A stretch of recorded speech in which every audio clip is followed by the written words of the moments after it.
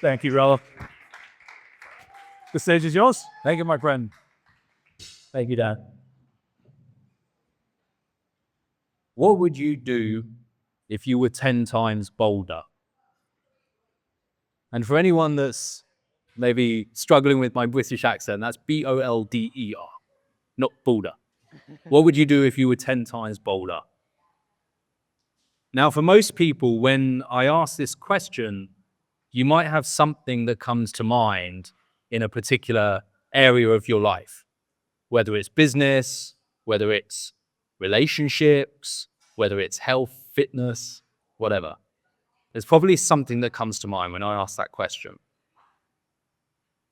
And the point of this question is that it helps you uncover exactly what it is that's holding you back in particular areas of your life that are important to you. And I kind of lived through this question for the first 2 years when I started my first company in 2016.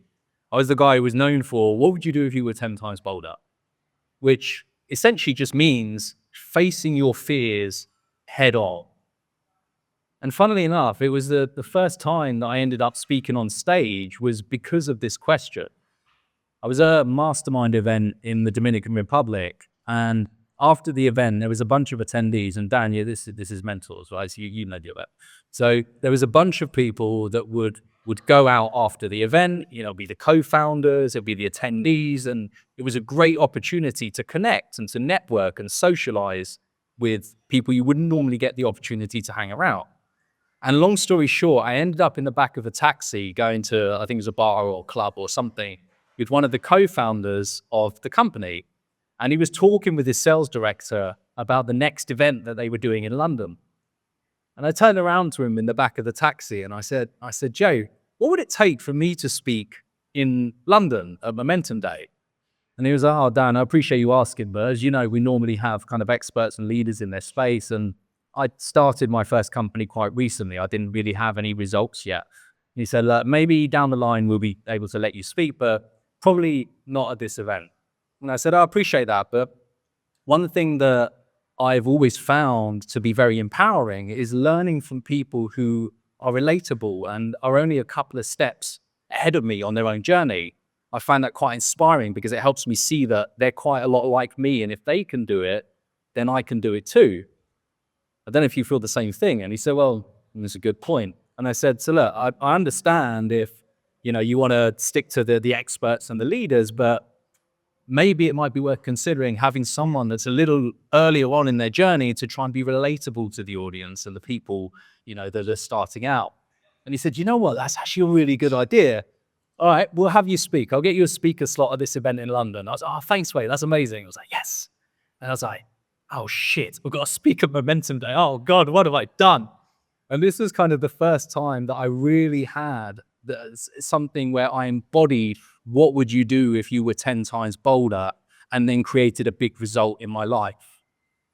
Now, most of us as human beings, we're biologically wired to run from fear.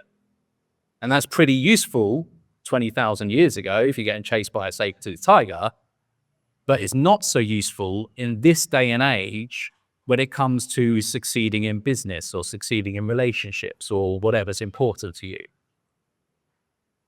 Who's heard of the quote by Jack Canfield, everything you ever want is on the other side of fear? Who's heard that quote before? Okay, that's actually quite a lot of the room, right?